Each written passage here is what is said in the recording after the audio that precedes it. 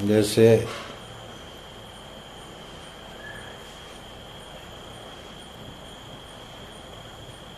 विचार चंद्रोदय से लेकर विचार सागर, पंचदशी आदि आदि ग्रंथ प्रक्रिया ग्रंथ कहे जाते हैं।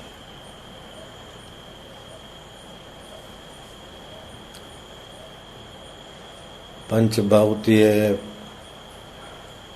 महातत्व, ये प्रकृति है, 24 तत्व, सांख्य की बात, योग की बात आदि प्रक्रिया से समझाने की, प्रकृति पुरुष का विवेक कराने की और तत्व के तरफ उंगली निर्देश करने वाली जो व्यवस्था, उसको प्रक्रिया ग्रंथ कहते हैं। अमुक राजा था, उसने राज सुख भोगा, अंत में इंद्रियां शिथिल हुई, आयुष्य क्षीण होने लगा। राजा को पुण्य कर्म के प्रभाव से विवेक उदय हुआ कि मैं ये तुच्छ जीवों की नहीं, वही के वही कर्म करके आयुष्य नष्ट कर रहा हूं। सुवर्ण के बर्तनों में भोजन कर लिया, सोने के सिंहासन पर बैठ लिया, लेकिन जो भोजन किया यहाँ सिंहासन पर बैठे, ऐसा ये देह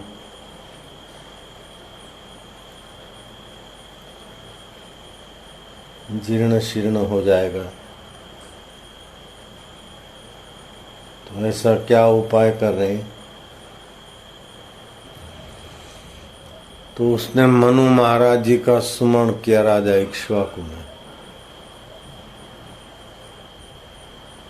राजा इक्ष्वाकु ने मनु महाराज का सुमरण किया अपने गुरुदेव का, और गुरुदेव पधारे आकाश मार्ग से। मनु महाराज ने अर्घ्यपात से पूजन आदि करके उनके आगे हाथ जोड़कर जिज्ञासा के भाव में खड़े रहे। राजन, तुमने मुझे सुमरण किया, मैं आकाश मार्ग से कहीं जा रहा था, तुमने सुमरण किया इसलिए तुम्हारे पास आया।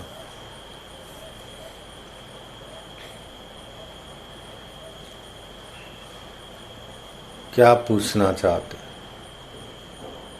कि प्रभु विचार करके देखें तो ये जगत बीत रहा है, अच्छा बुरा भला आकांक्षाएं पूर्ण हुई, जो चाहते हैं वो सब होता नहीं, जो होता है वो सब भाता नहीं, जो भाता है वो टिकता नहीं है, सब बदल रहा है। मनुष्य जैसे सामान्य जीव खाते पीते रहते, आयुष्य नष्ट करते, मैं भी ऐसे ही सामान्य जीवों के नहीं, राजाधिराज महाराज थोड़ा सुन लेता हूँ, लेकिन समय तो इसी में बर्बाद हो रहा है। सार तत्व क्या है जिसको पाने से फिर जीव का जन्म मरण और दुख बंधन कट जाता है? वो आप कृपा करके मुझे उपदेश दीजिए। तो भगवान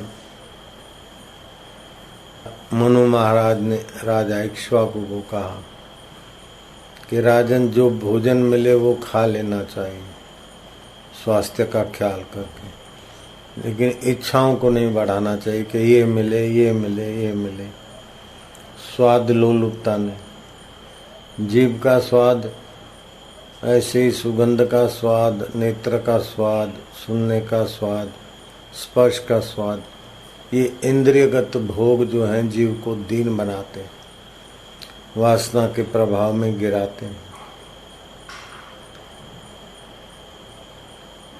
सारे स्वादों का स्वाद स्वरूप परमात्मा स्वाद से वंचित कर देते हैं।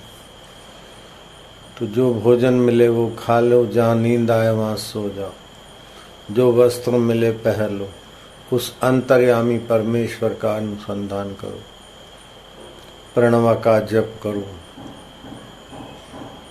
और मैं कौन हूँ? मन के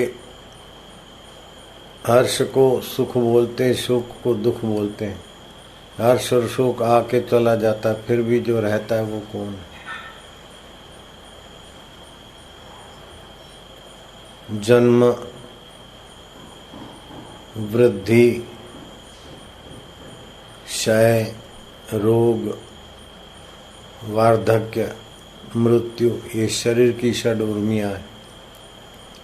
अज्ञानी जीव अपने में मानता है मेरा जन्म हुआ था, अब मैं 7 साल का हूँ, 10 साल का हूँ। जन्म शरीर का होता है। भूख प्यास उर्मियां ये प्राणों को आदि को होता है। षड विकार, षड उर्मियां, इससे शुद्ध चैतन्य न्यारा है तो उस आत्म चैतन्य परमेश्वर का नित्य प्रति स्मरण कर ज्ञान सुन और ज्ञान में प्रतिष्ठित हो जा। उस आत्मज्ञान को उपलब्ध होकर राजन फिर तुम जिस ईंट पे पैर रखोगे वो भी पूजने योग्य हो जाएगी। जिस वस्तु को छुओगे वो प्रसाद हो जाएगी। तुम्हारे लिए सब जल गंगा जल हो जाएगा। सारी भूमि तुम्हारे लिए ब्रह्ममय हो जाएगी। नित्य अंतर्मुख रहो। लो दो अंतर से तटस्थ ज्यों के त्यों रहो। अविकम्प योग गीता ने कहा। जब ध्यान समाधि करे तो परमात्मा शांति, लेकिन जब व्यवहार करे तो भी परमात्मा शांति का उद्देश्य करके व्यवहार करे।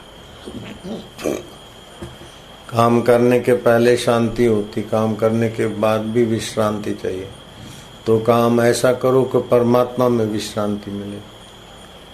शरीर थक जाए और पड़े रहे, ये तो तमस नींद है। लेकिन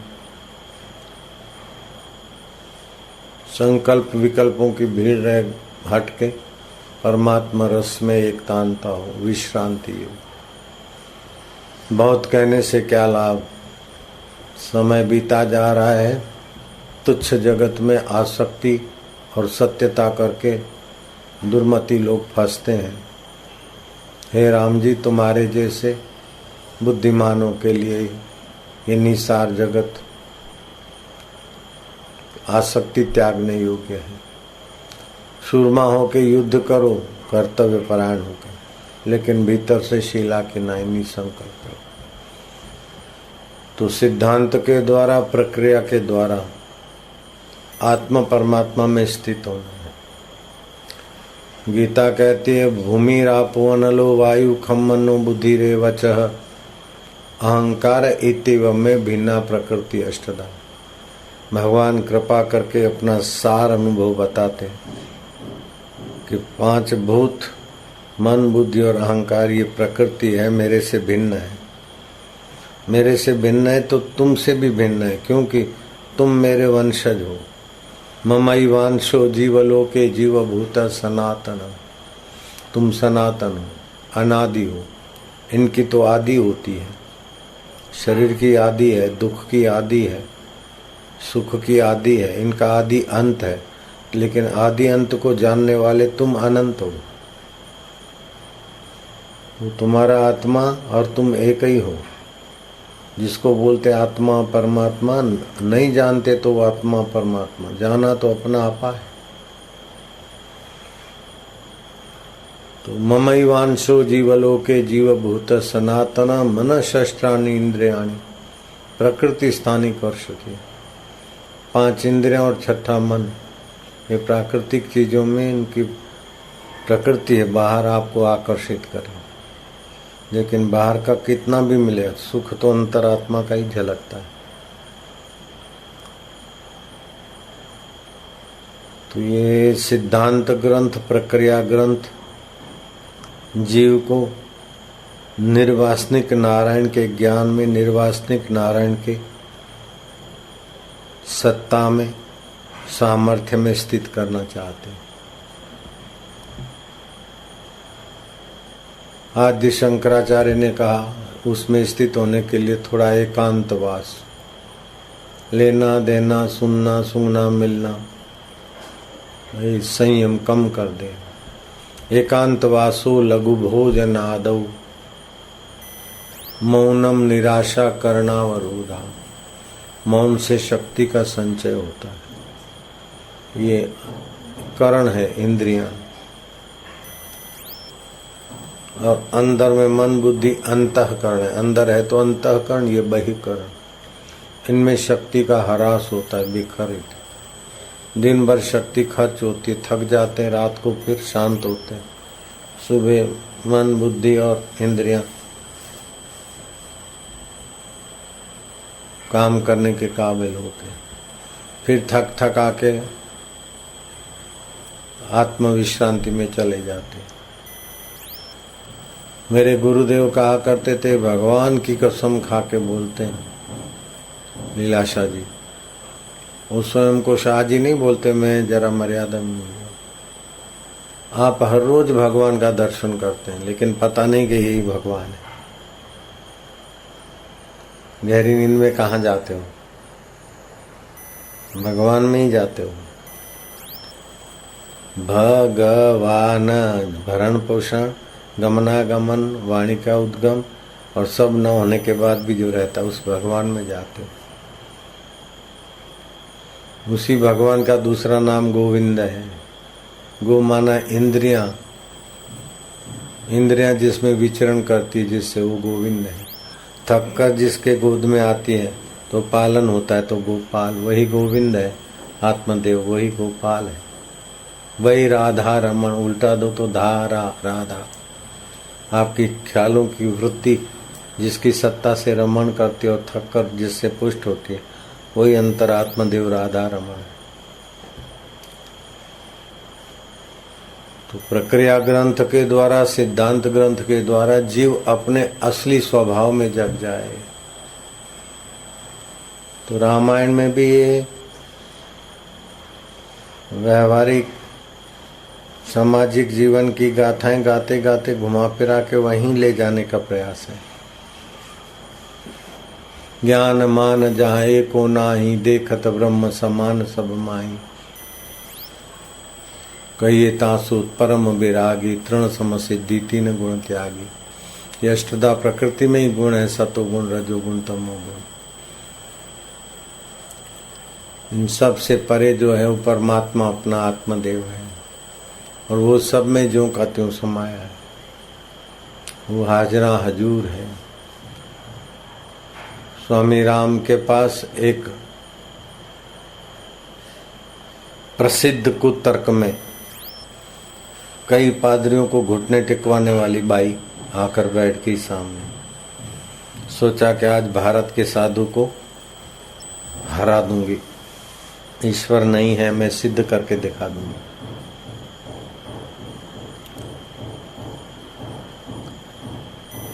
तुमने तो देखा नहीं है, तुम है ये ग्रंथ जिसने लिखे हैं, कहाँ लिखेंगे, उसके आधार पे तुम बोलते हो। तो कोई भी प्रवचन करता के प्रवचन से बातें उठा के तर्क कुतर्क से उनको चुप करा देती थी। तो स्वामी राम तीर्थ के सामने बैठ गई, खूब एक तान से सुनती। संत की दृष्टि में जो विश्रांति थी, आंखों से सात्विक तरंग बहते थे। वो बाई आई थी तो राम तीर्थ को हराने के लिए, लेकिन खड़ी हो गई बीच में कि मैं हार गई, अब मैं आपसे तर्क नहीं करूंगी। ईश्वर है और आप ईश्वर को मानते हो, यू आर राइट। राम तीर्थ ने कहा मैं ईश्वर को मानता ही नहीं हूँ। राइट और wrong, what of meaning the right and wrong. ईश्वर को मैं मानता हूँ, तुम नहीं मानती थी, अभी तुम मानने लगी, लेकिन मैं तो ईश्वर को मानता ही नहीं हूँ। तो भाई को आश्चर्य हुआ कि आप ईश्वर को नहीं मानते। राम तीर्थ ने जरा भी नहीं मानता हूँ। मानना दूर वाले को होता है, पर को मानना होता है, स्व को क्या मानना है। जो सर्वव्यापक है वही मेरा अंतरात्मदेव भी है, तो मैं उसको मानूं क्या? वो तो मैं ही हूँ। जैसे मोहन भाई अपने को, मोहन भाई से पूछो तुम मोहन भाई को मानते हो, तो बोले नहीं, मोहन भाई को नहीं मानता हूँ, मैं स्वयं ही मोहन हूँ। गोविंद भाई से पूछो तो गोविंद तुम मानते हो गोविंद भाई को, बोले नहीं नहीं, गोविंद भाई हूँ, मानू क्या? ऐसे ही मैं आत्मा हूँ, आत्मा ही ब्रह्म है। एक अंतःकरण में है तो आत्मा है, और सर्वव्यापक घड़े में है तो घड़े का आकाश है, तत्व रूप से महाकाश है। ऐसे ही वो आत्मा ही ब्रह्म है। ओम ओम ओम। बाई दंग रह गई कि ये भारतीय फिलोसॉफी कितनी ऊंची है। ऐसा नहीं कि किसी ने बनाकर हमको भेजा और संसार का पिट्ठू भार ढोने के लिए। ये आखिरी वेदांत में ये कर्म विभाग उपासना विभाग में ईश्वर दूर है, ऐसा है, ये है, मांगो प्रार्थना करो मिलेगा, मिलता भी है। लेकिन वो सब प्रक्रिया ग्रंथ तत्व ज्ञान के अलग हैं। कर्म कांड का मार्ग अलग है, उपासना का मार्ग अलग है। तो वासना को नियंत्रित करने के लिए धर्म ग्रंथ है, धर्म मार्ग है, और चित्त को एकाग्र करने के लिए उपासना मार्ग है। तत्व ज्ञान तो वास्तविक सत्य क्या है साक्षात्कार कराने के लिए। तो राम जी की सेवा करते करते हनुमान जी तत्व ज्ञान को पाने में सक्षम हो गए और वशिष्ठ जी के चरणों में सत्संग सुनते सुनते राम जी ब्रह्म निष्ठा में आ गए। ऐसे सलूका मलूका गुरु भक्ति से तत्व ज्ञान में समर्थ हो गए। तो तत्व ज्ञान जिनको मिल गया, तत्व तो परमात्मा है, उनको पता चल जाता है कि ब्रह्मा विष्णु महेश या देवी देवता मूल तत्व उनमें चैतन्य परमात्मा है और वो हम में भी है। वो उनको जानते हैं तो महान है और हम नहीं जानते तो जीव है, जीने की इच्छा करते, कर्म बंधन में पड़ते। तो इसमें कर्म योग, उपासना योग, भक्ति योग और गुरु कृपा योग, जिसको जो ठीक लगे उसके चले। तो शिवानंद सरस्वती लिखते हैं कि कल युग में गुरु कृपा भक्ति योग, गुरु भक्ति योग सलामत योग है। ऐसे मनमाना तो आदमी इतना विवेक से ऊंचा उठ नहीं सकता, फिसलाहट है और मूर्ति कुछ कहती नहीं, रोकेगी नहीं, डांटेगी नहीं। इसीलिए जागृत में तो ये बात गोरखनाथ जी ने अपनी भाषा में कही, गोरख जागता नर सेविये, एक भूला दूजा भूला, भूला सब संसार, विण भूला एक गोरखा जिसको गुरु का आधार। तो उपनिषद कहती है गुरु कृपा ही केवलम, शिष्य से परम मंगलम। तो समर्थ रामदास की कृपा से शिवाजी गला डूब व्यवहार में से भी समय निकाल के तत्व ज्ञान में लगे तो साक्षात्कार कर लिया। शिवा को आत्म साक्षात्कार था, छत्रपति शिवाजी को। तो आत्मज्ञान दुर्लभ नहीं है, कठिन नहीं है, परे नहीं है, पराया नहीं है। वासना का त्याग, वासनाशय, मनोनाश और बोध, ये भोग के सुखी होने की वासना मिटे, मन की चंचलता हटे, इसी ध्यान धारणा हो और फिर ज्ञान हो जाए, बस हो गया। तो तीन ही तो स्टेप है, वासनाक्षय, मनोनाश और बोध। ये करूं, साक्षात्कार करके ये पाऊंगा। तो अभी तो वासना बनाए रखा ना, छोड़ो, अभी मैं कौन हूं उसको जान लो। फिर ये करूंगा, फिर वो करूंगा, नहीं। जो भी करने से बनने से होगा फिर बदल जाएगा। जो पहले था अब भी है, बाद में रहेगा, वो मैं वास्तविक क्या हूं, ऐसी मांग ये तत्व ज्ञान की। मेरा पति है, मेरी पत्नी है, मेरे भाई हैं, ये शरीर की प्रधानता से बोलते हैं। मेरी फलानी जाति है, जाति की प्रधानता से बोलते हैं। लेकिन तत्व रूप में मैं कौन हूं, इसको खोजो।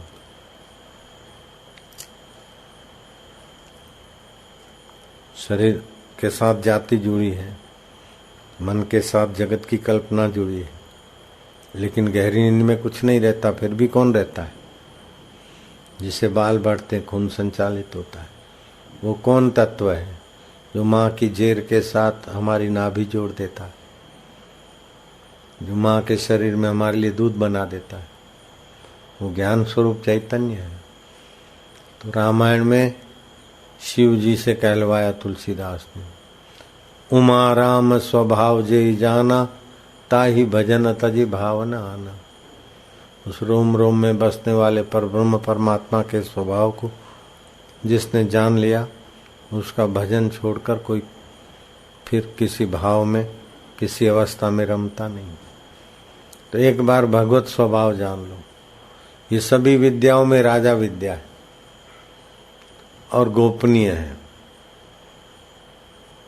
कई बदमाशी के काम भी तो गोपनीय होते हैं, डकैती के काम भी। ये ऐसी गोपनीय नहीं, धर्ममय है, पवित्र है, उत्तम है। श्री कृष्ण कहते हैं राज विद्या राजगुह्यम पवित्रम इदम उत्तम। उत्तम है, पवित्र है, लेकिन कब उसका फल? बोले प्रत्यक्ष फल और धर्ममय फल है। तपस्या करो तो भविष्य में स्वर्ग का सुख मिलेगा, फिर छूटेगा। उपासना करो दिव्य लोक मिलेगा, फिर पतन। लेकिन ये तो सुनते सुनते दिव्य लोक जिससे दिव्य है और स्वर्ग का पुण्य जिसे स्वर्ग में, वो स्वयं प्रकाश परमात्मा अपना आपा है, बिल्कुल परम स्वतंत्रता पे पहुंचा देते। परम स्वतंत्र न सिर पर कोई, ऐसी राज विद्या है। बोले क्या करे, भगवान की कृपा। ये शिष्टाचार में ठीक है, लेकिन भगवान ने आपको उसके यशगान करने के लिए पैदा नहीं किया। वो भगवान अपने को पैदा करके अपनी खुशामद सुनने के लिए दुनिया का इतना बोझा झेल रहे हैं, नहीं। भगवान ने आपको अपना प्रेमी, अपना आत्म रूप में जगाने के लिए दुनिया की व्यवस्था की। लोग बोलते क्या करे, भगवान परीक्षा ले रहे हैं। परीक्षा तो जो जानता नहीं है हमको ठीक से, वही हमारे को परीक्षा लेगा। भगवान तो हमारे अभी विचार चल रहे हैं, उसके बाद कौन से आएंगे और हम क्या निर्णय लेंगे वो सब जानते हैं। परीक्षा तो अज्ञानी लेंगे, भगवान तो सर्वशक्तिमान सर्वज्ञ है। ये तो सामान्य आदमी निराश न हो जाए, अरे बोले कोई बात नहीं, भगवान परीक्षा ले रहे, भगवान परीक्षा ले। तो भगवान को अज्ञानी है क्या, अनजान है क्या कि परीक्षा ले रहे हैं? ये तो बबलू बनाने के लिए, थोड़ा सांत्वना देने के लिए भगवान परीक्षा ले रहे हैं। ये तो तुम्हारे को विवेक दे रहे हैं, प्रतिकूलता और दुख देके संसार की आसक्ति छुड़ा रहे हैं, अनुकूलता और सुख देके उदार बना रहे हैं, और दोनों का उपयोग करके अपने में आ जाओ, ऐसा पाठ सिखा रहे हैं। संसार ईश्वर प्राप्ति का महापाठशाला है, यूनिवर्सिटी है, परम पद में प्रतिष्ठित होने के लिए। किसी का बुरा सोचने से, बुरा मानने से, बुरा करने से बचे, बुराई रहित हो जाए, ईश्वर प्राप्ति सहज में। बुराई रहित हुए, प्राणायाम किए, रोग रहित हुए, चिंता रहित हुए, ईश्वर की आवश्यकता मानी तो ईश्वर में प्रीति हो जाएगी। ईश्वर को अपना माना, ईश्वर में प्रीति हो जाएगी, बुद्धि योग मिलेगा। फिर ईश्वर को जानने की इच्छा मत करो, ईश्वर को मानना होता है। जगत को जानो, जगत क्या है। ईश्वर को जानो नहीं, ईश्वर के स्वभाव को जानो। ईश्वर का स्वभाव सत स्वभाव, चेतन स्वभाव, आनंद स्वभाव, सुहृद स्वभाव, परम हितैषी स्वभाव, उमा राम स्वभाव जे ही जाना, ताही भजन तजी भावन आना। भगवान के स्वभाव को जिसने जाना वो भगवत भजन के बिना रह नहीं सकता। तो भजन क्या है? किम लक्षणम भजनम? बोले रसनम लक्षणम भजनम। भगवत रस आ जाए, इसी का नाम है भजन। भगवत रस ऐसा दिव्य रस है कि फिर विकारों का रस तुच्छ लगेगा। खाओगे लेकिन स्वाद के लंपट होकर नहीं, स्वास्थ्य का सब व्यवहार होगा, लेकिन रस अंतरात्मा का चाहिए। अंतरात्मा रस के बिना जीवन नीरस होता है, और नीरस जीवन को पान मसाला चाहिए रस के लिए। नीरस जीवन को सुरा और सुंदरी चाहिए, नीरस जीवन को वाहवाही चाहिए। नीरस जीवन ही गुलाम बनता है विकारों का। भगवत रस आ गया तो विकारों का गुलामी चली जाएगी। सतृप्तो भवति, वह तृप्त रहेगा। स अमृतो भवति, संसारी रस तो नश्वरता के तरफ ले जाते, मारते, लेकिन ये परमात्मा रस अपनी शाश्वतता की तरफ, अमरता की तरफ ले जाता है। रसो वै स वैश्वानरो, भगवान रस स्वरूप है। भगवान रस स्वरूप है। नौ रस और षड रस, मीठा, खट्टा, खारा, तीखा, तूरा, कड़वा, ये षड रस जीभ के द्वारा। वीर रस, हास्य रस, श्रृंगार रस, करुणा रस, बिभित्स रस, वात्सल्य रस, ये इस प्रकार के 9 रस भावना के होते हैं। षड रस 9 रस। मोहि राम रस लागे नीके, षड रस 9 रस लागे फीके। ये 6 रस और 9 रस फीके हो जाएंगे।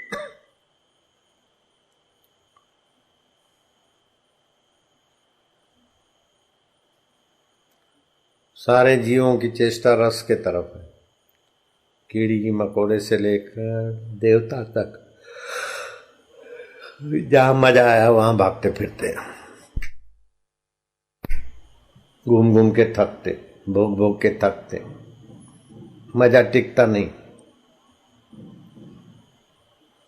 ये विकारी रस है, पैदा होके मर जाते। इन विकारी रसों के द्वारा झलक तो निर्विकारी चेतन की ही आती। कितना भी अच्छा देखा लेकिन आनंद तो इधर ही आएगा। कितना भी अच्छा सूंगा तो नाक में मजा नहीं आएगा, अपने हृदय में आएगा। कितना भी बढ़िया सुना तो कान को मजा नहीं आएगा, हृदय में ही आएगा। ईश्वरो सर्वभूतानां हृदय से अर्जुन तिष्ठति। ईश्वर सबके हृदय में है। तो बोले बाबा भगवान तो सर्वव्यापक है, ये तो हृदय में है। तो लड्डू में, गिलास के गिलास में लड्डू, बोले गिलास में लड्डू तो गिलास बड़ा होगा, लड्डू छोटा होगा, तभी तो।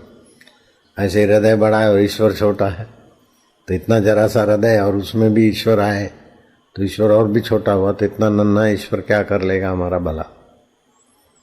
ये कुतर्क कर सकते हैं। ईश्वर सबके हृदय में है, बोलते हैं, मानते हैं, शास्त्र भी कहते हैं। तो हृदय तो बड़ा हुआ, ईश्वर छोटे हुए। और ईश्वर कैसा, बोले अंगुष्ठ मात्र पुरुष है, अपने अंगुष्ठ मात्र हृदय के खुली जगह में चिदाकाश। तो फिर सर्वव्यापक नहीं हुआ, हृदय में है। हृदय में है इसलिए मानते हैं कि जैसे सारे शरीर में हम हैं, लेकिन रसगुल्ले का स्वाद जीभ में ही आएगा। गाल पे रसमलाई लगाएंगे तो स्वाद नहीं आएगा, पीठ पे लगाओ, नाक पे लगाओ, स्वाद नहीं आएगा। ऐसे ही हृदय जो है ना, अंतःकरण, इंद्रियां बहिकरण है, हृदय अंतःकरण है। तो अंतःकरण अवच्छिन्न चैतन्य वहाँ है, महसूस होता है, इसलिए बोलते ईश्वर हृदय में। वास्तव में तो सब जगह है। जैसे घड़े में आकाश है, तो घड़े की आकृति, तो इतना नन्हा सा आकाश हमारा क्या भला करेगा। अरे सारे ब्रह्मांड को ठोर दे रहा है वो आकाश। घड़े का आकाश घड़े तक सीमित नहीं है, ऐसे हृदय का ईश्वर हृदय तक सीमित नहीं है, लेकिन हृदय में अनुभूति होती है, इसलिए हृदय में बताया।